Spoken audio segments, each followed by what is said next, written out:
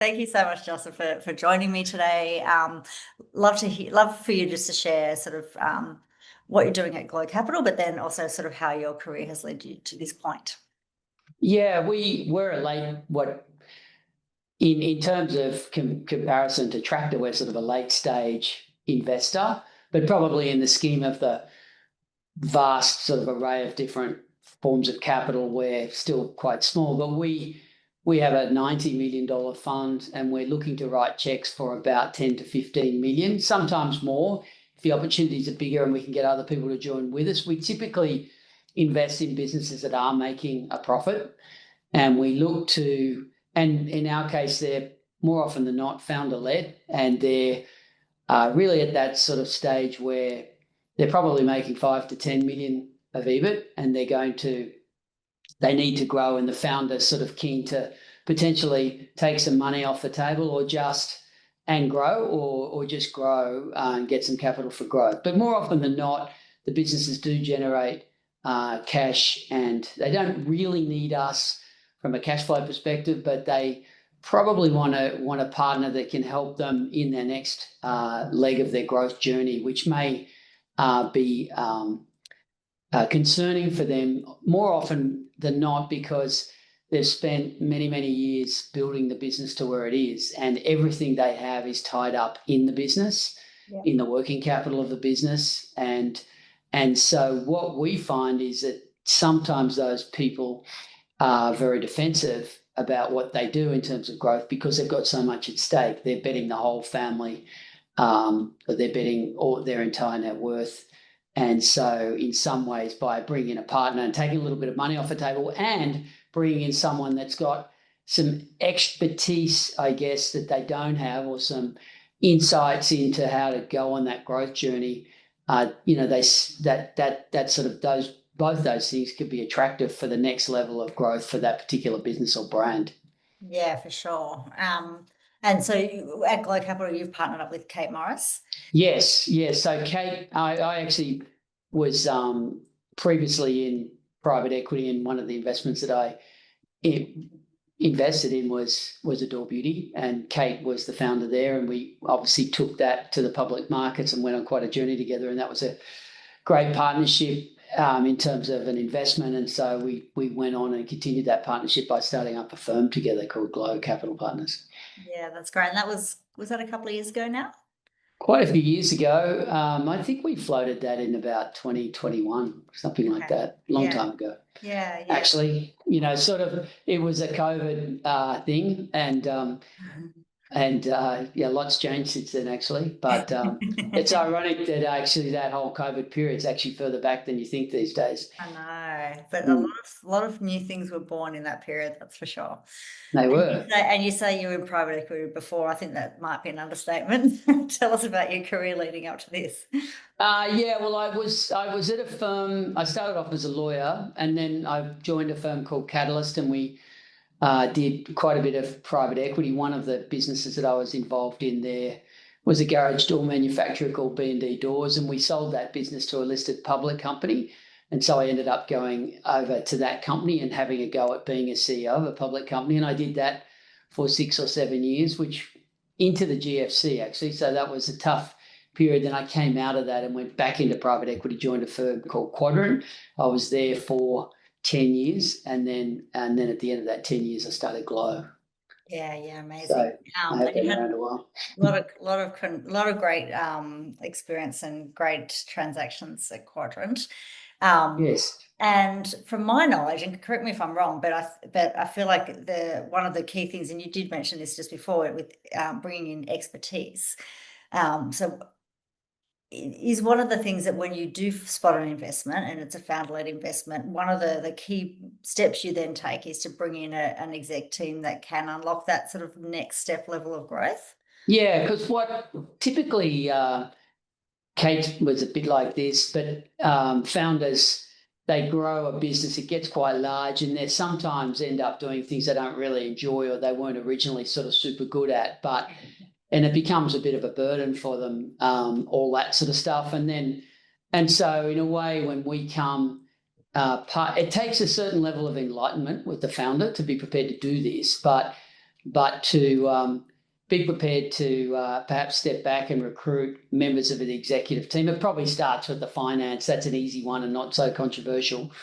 But occasionally the CEO as well, and other members of the team. And I guess I've actually done 26 of these investments over the past 20 or so years. So just having some experience around organizational design and some ideas on how to identify and attract talent. And look, another thing that happens, Jodie, is when private equity teams up with a small family business or a founder-led business, talent's prepared to come, is more prepared to come at that time because they can see that with the private equity investor, there's going to be an exit down the track, and there's going to be a path to slightly more, a more institutionalized behavior or investing. So that, and usually there is an offer of a share of equity in the business as well, a small share. And so when we talk to the founders, we sort of say, look, in order to attract that talent,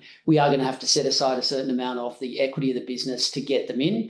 And so then we can, and we become sort of a little bit of an independent arbitrator, I suppose, between the founders and the new team and whatever. And we all, like as a team, the trick is to get that chemistry right and really get the right people in the right places to allow the business to grow. Yeah, I feel like that is definitely a key part of it. And so just with your experience in leadership yourself and then in finding these leadership teams, I mean, what are some of the key things you look for? Or what are some of the key things, from a leadership perspective that you've seen that have been really successful? Because we're talking a lot on LinkedIn at the moment just about, the way we're growing Tractor, and there's a lot of interest in sort of those leadership insights. And so you've seen so much of this and done it yourself. I'm just curious to extract from you. Yeah, well, I think, look, we're probably not wildly creative in the sense that we probably look around for if the business is in a particular industry, we look at someone that has been in that industry or related industry and has been on that scale up journey before. Like I'm going down later in the week to Foil Drive. We're recruiting a CEO there. And, one of the things we want to look for in the CEO is someone that actually can really build something from nothing. I'm not saying there's nothing there, but can deal with the uncertainty or the challenges and really understands the different functions that are needed to run a business, can work with the founders, and has been on that scale up journey before. So there's no sort of set piece. And I do, over the years, having been involved with not just hiring people, but actually letting people go as well. It's not always, sometimes you sort of say, oh, this person's not the right person. And when they go, the person to replace them depends on who's available to replace them. And there's not always good people around. So I guess as you get more experience, it's kind of like no one's perfect. Trying to find the right balance is hard. People have different styles.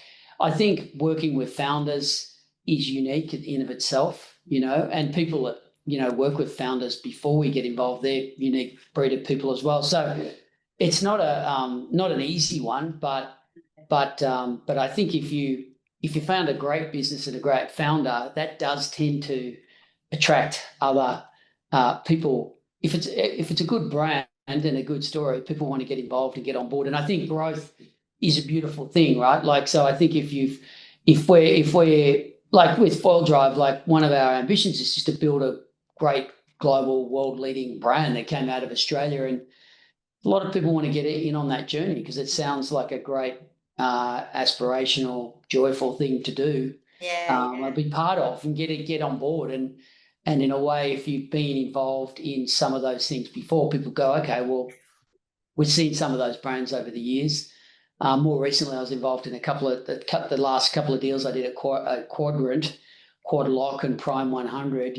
We built those into very nice businesses. So people they sort of know what's going to happen. It has its pros and its cons, but so the answer is it's not cookie cutter, but if you can find and get access to the right sort of talent and then get the right sort of chemistry in the team, as you know, it's the ultimate thing, because getting the right team really is we've usually done a fair bit of work in choosing the company or the product or the business or the industry. So then it's really all about getting the right people. Yeah, exactly. And it's Not easy though, and you get it wrong all the time. And I actually, interestingly, I think I am good at it, but I get lazy. So like I think I can see other people that in their head they think they're not good at it and they work a lot harder, and sometimes they get better results, right? So you can't have hubris in this sort of stuff. Like it's a bit, it's kind of like, oh yeah, you've done a lot before, so you must be good at it. You can still get it really badly wrong. And people are people, they're complex. yes, exactly right. They're so complex, and You can never know them, and they're always changing. they are. I suppose so. I suppose I'm in the sort of slight optimist camp, right? So I'm probably see the, see it maybe sometimes it's too much of a glass half full. Whereas I think, but then the trick for me is to surround myself with people that are less like that. Or, if I'm not as diligent, I've got other people that are more diligent. We're right into, we do, I'm going down to do a case study. We'll get psychological testing done. We work with people that, recruiters and different firms for different situations that we've worked with before. So you just sort of build all that knowledge over time. But Yeah, it's still not easy. You still can get it wrong. there's a lot in that I'm picking up, and I think there's a lot of self-awareness, I guess, if I was to sum all of that up, in that, you talk about founders needing to have some level of enlightenment. The CEOs and exec teams coming in need to have some sort of, not enlightenment, but more, they need to have some sort of knowing of what is going to happen when you've got a founder who's still involved or less involved, and Yeah, like it's that. really hard. It's really hard. I've seen the founders step back in after I put people in and say, well, they're not good enough. And sometimes when they go, it's partially a function of the founders wanted to come back in, or maybe they're not good enough. Nothing's ever goes in a straight line. No, that's right. But I also like, I'm picking up a lot of that sort of, if you can build that sort of magnetism as a founder, like if you build that brand and that growth story, and that, you're going to have this magnetism that's going to attract people in, because as you say, Yeah. it's the story, it's the, where this is the path that the company's going on. And so, yeah, I think that's a big one. And I think, Jody, for me, like I'm really excited about it anyway, right? Like it's, the joy for me is the teaming up with those founders, getting involved with that business, and then seeing what we can do with it. And for me, the legacy, is really I was a small part in that journey, but where did it go afterwards? And that's rewarding for me to have all those stories and to be able to and to have the privilege of being part of those, and you would have this as well, part of those teams that are all, Mm. it's their life's work, right? So Yeah. just being part of different people's life's work, that's part of the joy of what we do. Yeah, yeah. I mean, you mentioned Quadlock, and we know the Quadlock team, and actually, Rob's an investor in Tractor as well as yourself, and Yeah, yeah, that right, yeah, seeing that go to fuel, like that must be, so gratifying, like, for so many yeah. reasons. What a fantastic global brand, and what a great partnership for Quadlock. So, yeah. Well, the Formula One partnership, it's turned out to be very good as well, actually. So Yeah, that's right. Yeah, it really has. It's brilliant, yeah. amazing. You mentioned that the team know what's going to happen when you bring them in. So just for our audience, what is going to happen when you take private equity investment? Well, the for us, we need to make a return a bit like you, and Yeah. quite a decent one, like 25-30%. That's our target. So you've essentially got to double the size of the business in the next 3 to 5 years, and then you've got to sell it. And so it's not always. I mean, one thing as I've got older, I mean, I just assumed everyone would want to sell. I went down and looked at a business the other week, and I just said, I don't think you really want private equity. You're not. It's not perfect. It's not a perfect model. It's a model. Yeah. It can work, but it can be tough. I think a lot of the whole idea of selling your life's work business is a pretty confronting concept for most founders. I think where we often come in is they have already made that decision, and they might have had an offer by someone, and we sort of say, well, look, you can, we'll give you a sort of second bite at that, but you've got a little bit more time with us, and we'll grow it even bigger, and we'll still go and sell it back to the same person. But bottom line is, yeah, we've got to double the size of the business, and that creates pain as well, right? So founders might have been building a business for 20 years, and then you turn up and you want to do it in 3, and they might perceive you as being a bit brutish with the way you're sort of handling their business, their brand, how direct you might be, like how quickly you need to respond. Because for us, we're calculated on it's like an IRR calculation, so it's time value of money basically. So we can't just sort of sit back and say, it'll all be okay. Let's talk in 10 years' time. I'm sure it'll sort itself out. Like we do, No. and then so that creates tension. So Yeah. it's very important to have a sort of collegiate approach, and try and be so what, like all the people like Rob, all the former founders and whatever, I just offer the telephone numbers and say start calling, because for us it's pretty much about how are these partners going to behave when it gets tough, and what, and that's part of it. Like we've got a partner.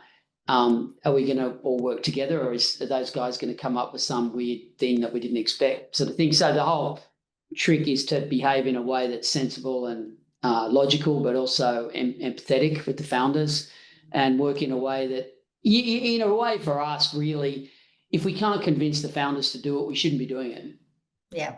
That's really how it works. You don't sort of pull out the shareholders agreement and say, you agreed, blah, blah, blah. But having said that, makes a lot of sense to spell out what you're trying to do up front, so there aren't surprises. Same with the founders. Like if their plan is to step back and put someone in, and they want to, when you sell the business, they don't want to be involved or whatever, you've got to start planning for that early. So it's just all about communication, really. Yeah. No, it's really interesting, and thank you. That paints a very clear picture.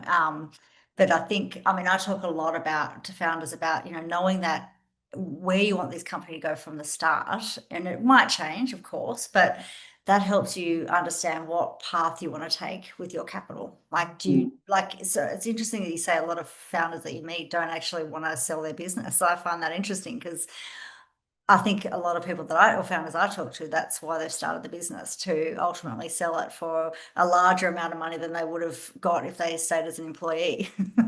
Yeah. At the very least. And then there's all variations But on what do they do next? Like I think that, and when you've got the brand and your own brand tied up so much in the business that you've built, I think it's a kind of like, they might cavalierly sort of say, yeah, we just want to get our money and run. But look, you and I both know when you've got a staff of 30 people, and those people have worked for you for 20 years, and they're like family, and some of them, by the way, are no good, but you kept them there because you love them and they've done the right thing by you. Like, this is a complex situation. You Right. don't just sell that whole system and that brand and that situation down the river and say, great, I made all my money, I'm out of here. That they're not, these people, we know how hard it is to start something from scratch, and you would see that a lot more than I do, though I'm seeing it here at Glow. It's so damn hard, right? So then, like for all the pain that you go through, it kind of, it does make you attached to what the pain, with the path you've been on. Yeah, no, that's so true. And there is a lot of stories starting to circulate now from founders who have thought that that was the dream, and they've sold the business, and then they've, lost that identity, and gone into mental health crises and, There you that's go. a struggle. I mean, And so, I've seen it. The first deal I did when I was at Croydon is I bought a business called Burson.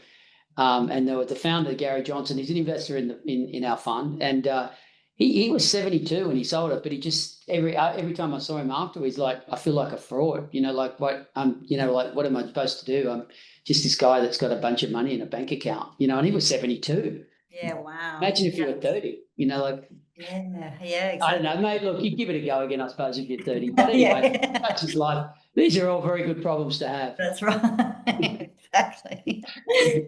I'd love to get your advice, Justin, for founders at an early stage, and you are talking to them more and more, but even just from your experience at that later stage, because we all want some outcome at some point. How do you think, after all the experiences that you've had, how do you think that founders should think about capital when they're planning their growth?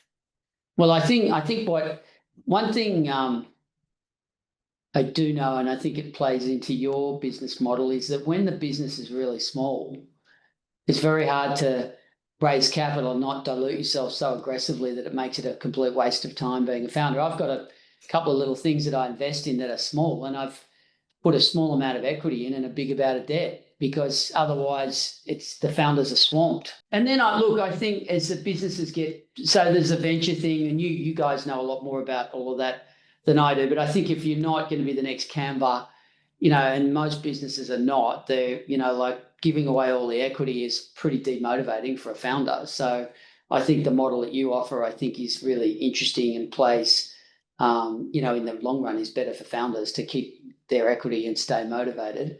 But look, even for us, the equity, it's a really weird thing, right? Like, truth of the matter is for us, there's this whole thing about control versus not control. And these things sort of generally either work or they don't. And even I'm still learning about, what the difference between the two is. I think it's hard when you're an outside investor, you sort of want control because you're paranoid that you don't know anything about the business or the people and you're going to not be taken for granted. But when you're a founder, you're obsessed with the fact that you don't want to give away the control to someone else because they're going to throw you out. So it's a very emotional topic, equity and control. But I think the bottom line is if you find the right partner understands that it's got to make sense for the founder. The founder's got to get a great outcome, or it's not going to work. So you've just got to sort of work back from that principle, and in each situation, then you have to go. And by the way, I think there has to be an element of trust and mutual need and respect. So we pretty much we really only want to be in situations where we're treated like we're valued, just like we value the founder. So that to us is a very important part of the partnership. Yeah. And that it goes a long way to this issue of, who controls what. At the end of the day, for us, we have a shareholders agreement, and ironically, where it often gets to is everyone's got veto rights on what the other ones do. And then the problem is that you're sort of stuck because no one can do anything. Like there's a couple of things clauses like the CEO, for instance. What we have it is both sides have to agree. When I say sides, we're both partners. Yeah. And if one partner doesn't agree, then it's time to change. So because I'd rather have change than just someone that's no good, or one person thinks no good and the other person's just saying, well, I've got a veto right, and they're staying there. So all those sort of little things you learn, I guess, over the years about how to, and then it gets back to that point, because if you don't have the right people in there, you're never going to get ahead. Yeah, exactly. No, there's a lot of gold in that advice there. Thank you very much, Justin. There's a lot. It's because it is that small print, and I think especially at early stage startups and scale ups, there's the excitement with getting the money, and the excitement sometimes overrides that sort of level of detail in these agreements where they've actually given up a fair bit of control for this and lost a fair bit of their company at the same time. Yeah. And as you say, they end up unmotivated and often miserable. Well, I think I don't know, just thinking aloud, if you can convince someone that your company is worth $30 million or $100 million, even though it's not making any money, any revenue, or, well, maybe it's okay but we all know that is very hard to actually achieve that value. So the venture model works if the venture capitalist values the business that way, but if they don't, if they value it in a more somber way, then you're going to get diluted to death. Yes, exactly. So, and there's a lot of businesses like that, right? Like there's a lot of normal businesses. Yeah, that's right. That's where Tractor comes in. That's right. That's we're at time, and what a way to end. You don't want to be diluted to death. There you go. Cool. Thanks so much, Justin. That was great. Really great to see you as well. Likewise, always, Jodie. Good to see you.